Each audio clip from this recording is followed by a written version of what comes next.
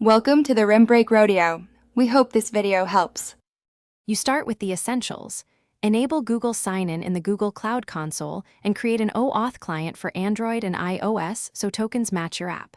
Next, add Firebase Core and Google Sign into PubSpec. YAML and Run Flutter Pub get to install packages. This gives you the SDK glue. Once done, place the Android Google services. JSON and iOS Google Service Info list into the correct platform folders so the native binaries accept your app's credentials.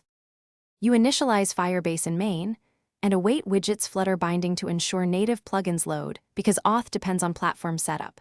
Then create a sign-in flow, call Google Sign-In, sign in to present the account chooser, retrieve Google Sign-In authentication for ID token and access token.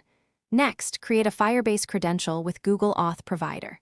Credential, ID token, access token, and call Firebase Auth. Instance, sign in with credential to complete authentication. This converts Google Auth into a Firebase user session. You finish by verifying platform-specific details.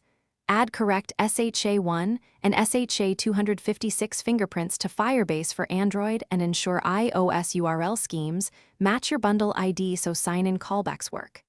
Then, implement robust error handling. Check for null when the user cancels, handle Firebase auth exception when tokens expire, and refresh credentials when needed. If things go wrong, first confirm SHA fingerprints and OAuth client ID match. Mismatches are the most common cause of silent failures. Thanks for watching. Consider subscribing if we helped you.